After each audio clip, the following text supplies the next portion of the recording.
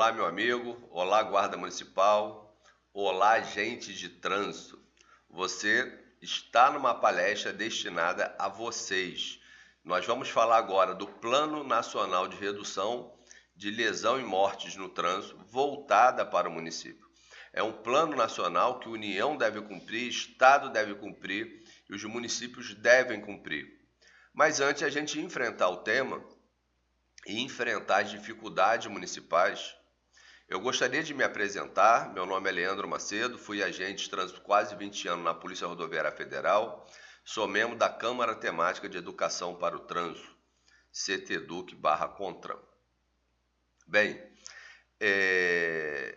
antes de a gente invadir o tema chamado Penatrans nos municípios, eu gostaria de dividir com você a confusão que se faz nas atribuições do fiscalizador do trânsito.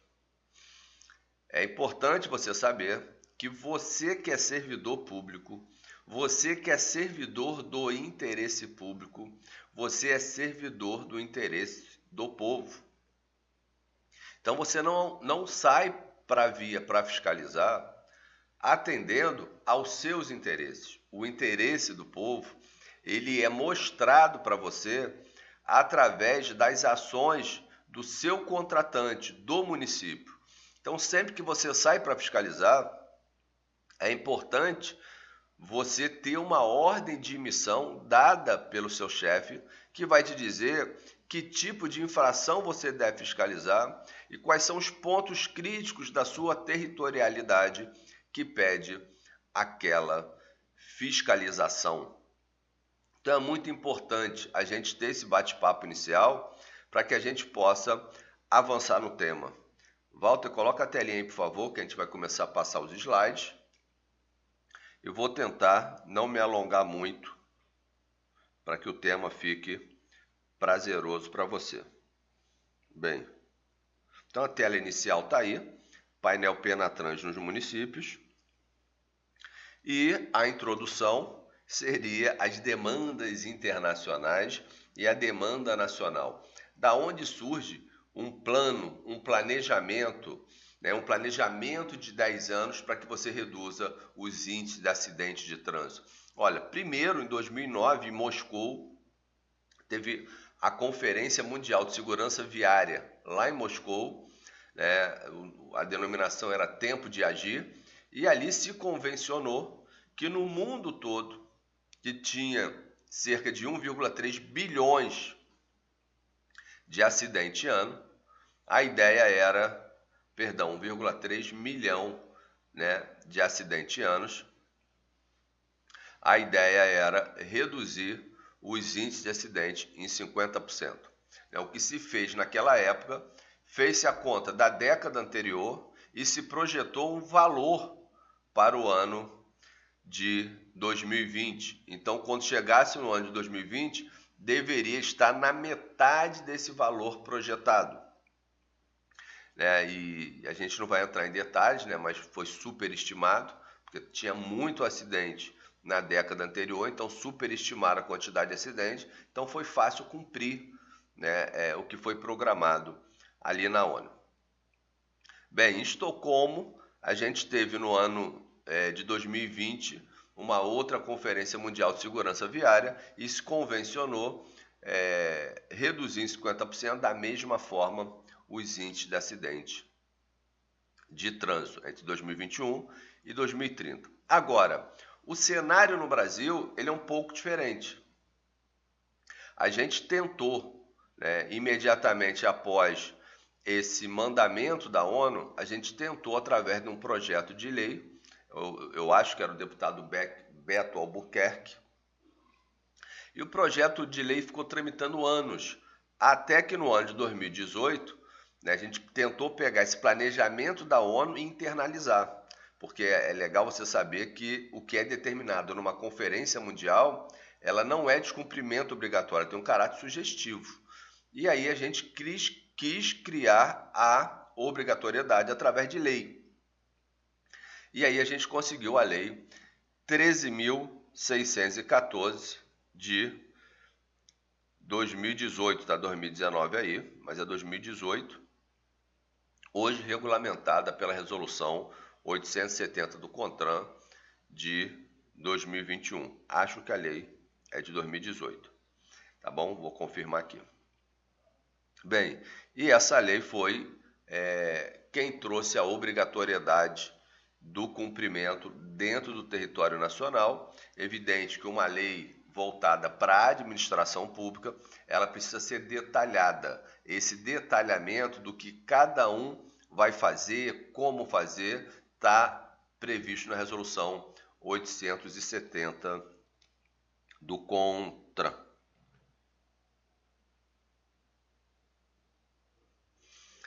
Então vamos ainda, dentro desse contexto introdutório, te informar algumas coisas. Olha, quando a gente fala de índice de acidente de trânsito no Brasil, normalmente a gente fala assim, olha, quantidade de mortos por 100 mil habitantes, quantidade de mortos por 10 mil veículos. Então, na verdade, os índices que a gente utiliza no Brasil hoje, eles respondem a duas perguntas. Qual a probabilidade de você morrer num país que tem 210 milhões de habitantes? A resposta dessa probabilidade vai ser o índice de acidente de trânsito por número de habitantes. É evidente que a gente coloca o grupo de 100 mil habitantes para não ficar um número 0,00000, né, alguma coisa. E quando a gente fala de veículo, a pergunta que o índice responde é: qual a probabilidade de você morrer num país que tem 100 milhões de veículos? E aí esse índice vai retratar essa probabilidade. Mas você coloca dentro de um grupo de 10 mil veículos para que você não tenha um número com muito zero. E é legal você perceber que existe uma distorção, né, quando a gente fala desses índices, porque o ideal seria a gente falar, olha, qual a quantidade de quilômetros que todos os veículos do Brasil percorreram e a gente vê a cada 1 bilhão de quilômetros percorrido quantos acidentes ocorrem. Então, o índice mais seguro para a segurança viária está ligado à movimentação do veículo. É por isso que eu coloco para você, qual é o índice ideal? O índice ideal é por quilômetro percorrido. E eu vou mostrar isso para você agora. Olha a coisa interessante, né? Olha a distorção que o índice nos traz. Imagine um lugar que só possua 20 veículos e um outro lugar que possua 2 veículos. Se eu perguntar para você assim, onde é maior a probabilidade de ter acidente? No local que tem 20 veículos ou no local que tem 2 veículos? Evidente que de forma intuitiva você vai falar assim, ó, local que tem 20 veículos. Né? Porque é dessa forma que a gente trabalha hoje, né? Quanto mais veículos, mais índice de acidente. Não é assim? Bem, e se esses 20 veículos ficarem na garagem por um ano e esses 2 veículos do outro município rodarem 24 horas num período de turno dentro daquela base territorial, é evidente que o que vai ter mais chance de sofrer acidente são os veículos que estão em movimento. Então, a probabilidade ela tem que estar relacionada ao movimento do veículo. Aí você me pergunta, Leandro, por que a gente não utiliza esse índice, né, se os países mais desenvolvidos, que têm menores índices de acidente, usam? Porque nós ainda não temos o CINIAVE, né, aquele sistema de identificação veicular, que seria um GPS, dentro de todos os veículos nacionais, funcionando. Porque ali você teria, além do controle do fluxo, você teria um controle real dos índices de acidente a cada deslocamento feito. Esse sistema já é previsto desde 2018, desde 2012 e ainda não está funcionando como equipamento obrigatório no Brasil. Eu gostaria de terminar essa introdução te dando uma ideia que o contexto econômico ele é determinante para você ter uma ideia dos índices de acidente. Exemplo, a economia brasileira cresceu muito mais né, de 2001 a 2010, se comparado a 2011 a 2020. Então, existe uma tendência maior nesse período de economia crescente, de você ter mais acidentes do que em períodos com a economia menos aquecida. É evidente que isso é fácil de explicar. Né? Quando a economia está mais aquecida, você tem mais circulação de bens e serviços, mais veículos andando, né? Quanto mais quilômetro rodado, mais acidente vai acontecer. Tudo bem? E uma outra coisa que você pode pensar no contexto econômico, porque é uma realidade mundial, né? Quanto mais pobre o país, maior o índice de acidente. E aí você começa a olhar isso dentro do cenário nacional, 5.568 municípios. Né? Deixe para você pensar como que vai ser dividido esses índices de acidente. Vamos lá? Bem, agora a gente efetivamente entra no Penatrans. É evidente que você que está aqui me assistindo já sabe o que é Penatrans, já baixou, né, o manual Penatrans para dar uma lida. E aqui a gente vai fazer um estudo direcionado para o município e para aquilo que a gente acredita que vai trazer a solução municipal. Quando a gente fala de Penatrans, nós temos os pilares, né? Seria no que ele vai se fundamentar para reduzir acidentes de trânsito. Historicamente, nós tínhamos aquela história dos 3 E's, que foi colocado até no artigo 144, parágrafo 10º da Constituição. Quando se trata de segurança viária, nós temos 3 E's: engenharia, educação e o outro E de enforcement legal, né? Seria fiscalização de trânsito.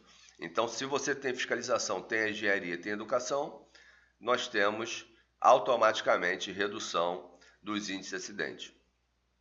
Mas, em cima do amadurecimento do tema acidente de trânsito, que na verdade, eu estou usando o termo acidente aqui, né? Mas é um termo até hoje obsoleto, né? A gente utiliza a expressão sinistro de trânsito. Então, voltando aqui, meu amigo, quando a gente fala dos pilares do Penatrans, eu quero que você enxergue que o pilar, está na telinha aí, né, Walter? O pilar 2, 4 e 6 é o pilar que sempre existiu no tema segurança viária. E aí, com a evolução dos casos bem-sucedidos, como Suécia, por exemplo, onde lá você tem a visão zero, convencionou-se trazer outros pilares, né, como gestão da segurança no trânsito, o pilar segurança veicular e o pilar atendimento das vítimas. E é legal você pensar que quando a gente fala da gestão da segurança no trânsito, a gente está preocupado no compartilhamento de responsabilidade. Como que você vai construir uma via sem priorizar aqueles que sofrem mais no impacto de um veículo, com um veículo, que é o pedestre e o ciclista, os mais vulneráveis. Como que você não vai priorizar os mais vulneráveis? Como que você constrói uma pista única de mão dupla, né, num local que historicamente tem acidente de colisão frontal? Você tem que ter uma pista dupla. Uma vez construindo a pista dupla, como é que vai ser esse separador da pista? Ele acomoda o erro, um sono do motorista, ou ele vai dar uma pancada num objeto fixo e vai morrer? Então, toda essa construção, né, o projeto da via, a execução, existe uma responsabilidade que deve ser compartilhada. Então, isso é uma ideia da preocupação que se tem hoje com a gestão da segurança viária. O gestor, ele é tão responsável quanto o fiscalizador e quanto o condutor. Então, cada um com a sua cota de responsabilidade. Quando a gente fala em vias seguras, a gente está falando de vias que perdoam, né? Vias que entendem que o ser humano erra e esse erro não pode ser pago com a vida. Quando a gente fala em segurança veicular, é legal de você pensar em dois veículos de modelos idênticos, mas de épocas diferentes. Um veículo 2020 e um veículo do ano 2000. Quando você sofre uma colisão no veículo do ano 2000, a chance de você morrer ela é muito, muito maior do que no veículo do ano de 2020. Porque a engenharia da segurança veicular evoluiu ao ponto de preservar muito mais aquela pessoa que está ali. Então, a idade média da frota de um veículo fala muito sobre a quantidade de morte naquele município. Educação para o trânsito, a gente vai detalhar, mas a ideia é melhorar o comportamento do condutor, melhorar a conduta do condutor. Atendimento à vítima, não adianta você ter um sistema todo seguro se você não tem leito suficiente para suportar aquela demanda de acidente, você não tem médico suficiente e você não se deslocar em tempo hábil. O tema normatização fica por conta do CONTRAN, e os municípios podem criar portarias padronizando os procedimentos dos seus agentes de trânsito, para que não haja dúvida em cada ação a praticar. E a fiscalização é o que nós entendemos como a ação mais imediata para mexer no comportamento do condutor.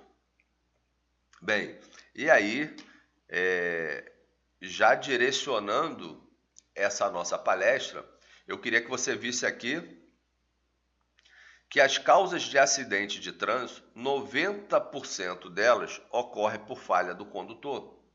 É evidente que se você não tem todos os recursos que seriam importantes para reduzir o índice de acidente, a gente vai ter que ser seletivo na hora da atuação. E aí você tem que ser seletivo, lembrando aquela máxima de Pareto, né? Normalmente 80% dos nossos resultados está ligado a 20% das nossas ações. Então, você vai pegar o recurso que você tem, vai colocar para mexer, para alterar o comportamento humano e automaticamente seu município já vai conseguir atingir aquela meta de redução de acidente do Penatrans. Seus recursos são limitados e os recursos da sociedade são ilimitados. Isso deve ser considerado na forma do município agir. Bem, eu vou falar de dois pilares, dando um pouco mais de ênfase, que é a educação e fiscalização. Queria começar aqui com o pilar educação para o trânsito, para que você tenha uma ideia de como agir na educação para o trânsito. Quando a gente fala de educação nas escolas, dar informação de forma transversal para as crianças, para os jovens, e quiçá para os adultos, isso é projeto de longo prazo. Você começa de forma complementar, informar as crianças, e de forma principal ela vai ter uma boa informação dentro de casa. Não adianta você informar para uma criança que ela deve usar o cinto de segurança se o pai não usa, que é o formador principal. Então, a longo prazo, nós vamos construir cidadãos melhores no trânsito com uma educação constante e continuada nas escolas, como previsto no Código de Trânsito Brasileiro.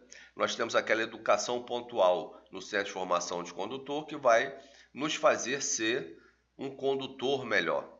Mas se não houver constância nas informações, esse condutor, no seu senso de aventura e de impunidade, vai ser o que mata e o que morre no trânsito. A formação no CFC ela não é suficiente, ela tem que ser continuada através de campanhas massivas de fiscalização e também pela mídia, que são as duas que estão aqui embaixo. A fiscalização é a forma mais efetiva de educação para o trânsito, porque você fica controlando, qual o percentual de bêbados no município, considerando a frota de veículo? Qual o percentual das pessoas que não usam cinto de segurança? Isso é bem legal de você entender que a fiscalização ela já surte resultado imediato quando reduz esses índices. E aí você tem que ter uma fiscalização constante nos pontos críticos para conscientizar as pessoas daquele bairro, daquela localidade. Então a fiscalização é a forma que nós devemos escolher como educação imediata para resolver um problema que é imediato. Nós temos 10 anos para reduzir a metade. Nós não podemos esperar uma geração. Evidente que se a gente tiver recurso, a gente atua melhor em todas essas áreas, inclusive na mídia. Bem, uma vez eleita a fiscalização como a forma mais efetiva de educar, eu queria já nesse momento dividir com você uma confusão que os agentes de trânsito fazem. Parece para eles que a multa tem um caráter eminentemente arrecadatório. Não tem esse caráter arrecadatório. A multa tem um caráter ressarcitório, já que se gasta muito com acidente de trânsito. Não também. A natureza jurídica, que é a classificação da multa, a forma que você tem que ver a multa, a única multa que é ressarcitória é de excesso de peso. Quanto mais pesado o veículo está, mais ele danifica o pavimento e mais você paga por isso. Então a única multa no Código de Trânsito Brasileiro ressarcitória é a multa de excesso de peso. Todas as outras multas, ela tem caráter educativo e eu vou provar isso para você com fundamento numa literatura que é do Bastos, né, que trata de redução de acidente. Olha o que eu encontrei lá. E tem um manual também legal no Observatório Nacional de Segurança Viária, que também nos informa, capitais, 7 capitais com menor número de mortes no trânsito. Dentre essas capitais, dentre essas 7 capitais que menos mata no trânsito, estão presentes as que mais aplicam multa pela quantidade de veículo naquela base territorial. Então, quem mais fiscaliza, mais autua, é quem vai ter menos índice de acidente. A fiscalização é a forma mais efetiva de educar. Se você quiser ver no extremo oposto para validar essa informação, as 7 capitais com o maior número de mortes são as que menos aplicam multa. Acho que você está conseguindo acompanhar comigo que nós devemos fiscalizar para reduzir acidentes de trânsito como forma imediata de cumprir a nossa meta municipal de redução de acidentes. É claro que se você tem recurso, tem todos os pilares do Penatrans que você deve cumprir. Inclusive, no site da Senatran tem um local para o município se cadastrar e ir noticiando das ações previstas que ele tem que praticar para que se faça um acompanhamento das ações municipais, né? Quem faz esse acompanhamento é a CT Penat, né? A Câmara Temática do Penatrans. Bem, feitas essas considerações, vamos para o próximo slide aqui. Ó. Hierarquia de metas para a segurança viária. E aqui é a hora que eu proponho para você um modelo de atuação no município com inteligência artificial. Aqui na LM nós temos um setor chamado Soluções Tecnológicas para o Trânsito. A ideia ela não é originária da LM, ela é do Observatório Nacional de Segurança Viária e eu estou aqui dividindo com você. Quando eu falo de hierarquia de meta da segurança viária, que foi retirado desse material do observatório, é legal a gente falar do mundo do jeito que ele é. Primeiro, a gente precisa de vontade política, ou seja, o prefeito, o secretário tem que acreditar que ele precisa reduzir os índices de acidentes na base territorial dele. Então, a vontade política ela tem que estar presente. No momento seguinte, a gente tem que começar a implementar o que é necessário, contratar um portal, organizar a fiscalização, colocar um servidor exclusivo para olhar essas metas de redução de acidentes que o município deve cumprir. Bem, e agora a grande sacada da palestra é o índice de desempenho da segurança viária. Esse índice de desempenho da segurança viária vai ser dado em função da fiscalização de trânsito. Fiscalização de alcoolemia, cinto de segurança, capacete, excesso de velocidade e outros equipamentos obrigatórios. Nessas 5 fiscalizações, você tem as principais razões do acidente ocorrer e as principais razões do acidente ser severo, machucar muito. O cara sem capacete, cai, bate com a cabeça e morre. O cara sem cinto de segurança, ele é projetado pelo veículo. Então a severidade está ligado à falta do uso do equipamento obrigatório. Mas também existe o causador do acidente, que é o excesso de velocidade, que causa severidade e automaticamente causa morte, e também a embriaguez. Bem, então os indicadores de desempenho serão fundamentados nesses fatores de risco, que eu acabei de mencionar para você, em que a gente vai quantificá-lo dentro do município. Uma vez quantificando, a gente vai comparar esses indicadores com os índices de acidente. Uma vez reduzindo o número de pessoas no município que dirigem bêbado, reduzindo o número de pessoas que andam sem cinto de segurança, nós vamos ter menos pessoas machucadas nos acidentes de trânsito e automaticamente menos acidentes de trânsito. Se você consegue colocar em todo ponto crítico radar de velocidade, porque a gente ainda não consegue fiscalizar por velocidade média, a gente vai ter que ter radar de velocidade em todos os pontos críticos do seu município. Isso já vai trazer por si só uma redução absurda dos índices de acidentes com os radares de velocidade. Evidente que uma reflexão se faz necessária. Será que nas áreas com grande número de pedestres e grande número de veículos circulando, a sua velocidade está em torno de 30? Será que na área urbana a tua velocidade máxima é 50?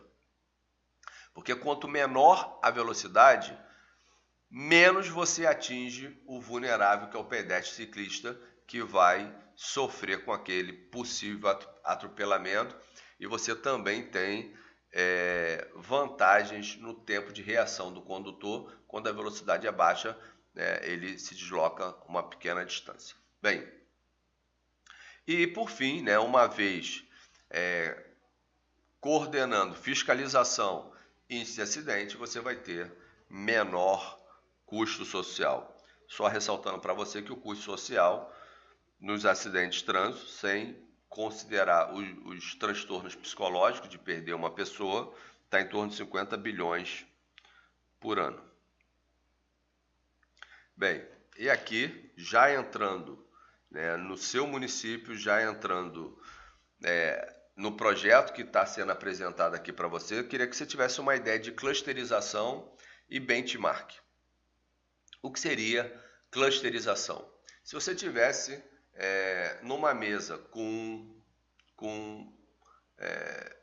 pecinhas de cores diferentes, quando você separa as peças pela mesma cor, o que você está fazendo é clusterizar.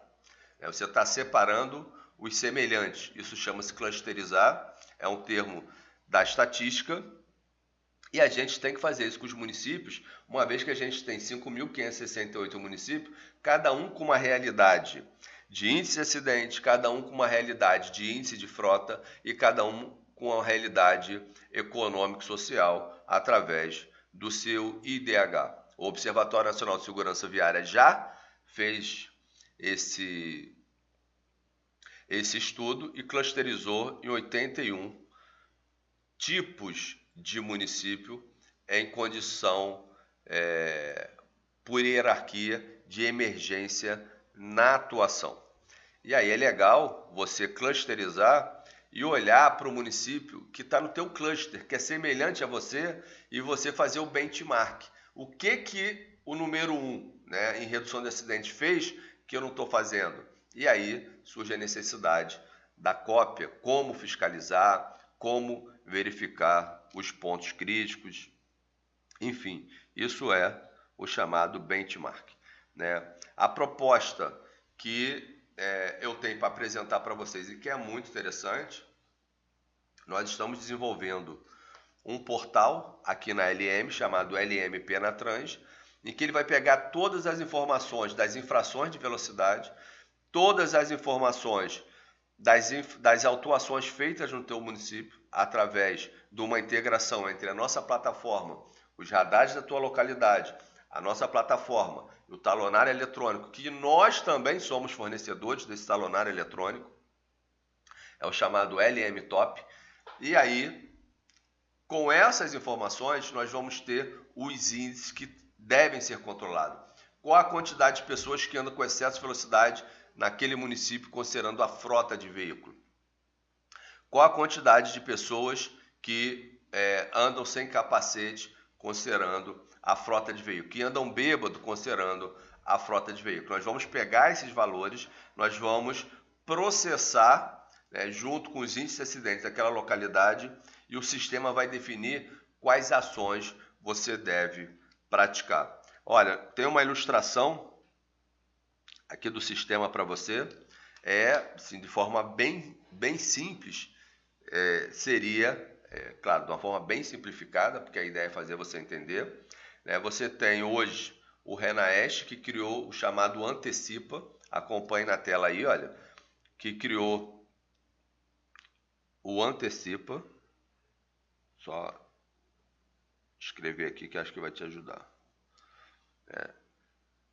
O Renaest, Registro Nacional de Estatísticas de Acidentes de Trânsito ou Sinistros de Trânsito, cria o Antecipa. O Antecipa, ele vai pegar todos os dados de acidentes de trânsito no Brasil e te dar todos os pontos críticos dentro de cada localidade e por período do ano. Férias escolares, feriados prolongados, enfim, os períodos em que ele considera relevante ações complementares. Então, Antecipa te dá os pontos críticos, esse ponto crítico vai definir a localização dos radares que você deve ter na sua localidade e também onde você vai usar o seu talonário eletrônico. Já disse para você, agente de trânsito não acorda tarado na multa do acostamento, na multa do estacionamento, na multa da parada obrigatória. Não. O agente de trânsito vai trabalhar no interesse do povo, e o interesse do povo é reduzir acidente. Isso já vai ser determinado pelo sistema, pelo portal LM Penatrans. Então, entra essas informações, né? Você tem as informações do Renaest com relação aos índices de acidente, as informações do Renavan, porque tudo a gente vai considerar pela quantidade de veículos daquele município, esse vai ser o nosso principal referencial dentro do nosso portal. E a partir daí você tem os dados de saída, né? O dado de saída mais importante seria a indicação da intervenção a ser tomada,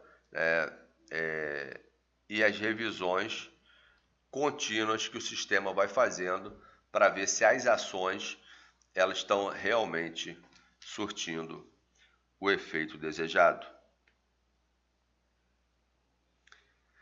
E por fim, né, como conseguir recurso para esse projeto? Olha, sendo bem sincero com você, depende realmente da vontade política.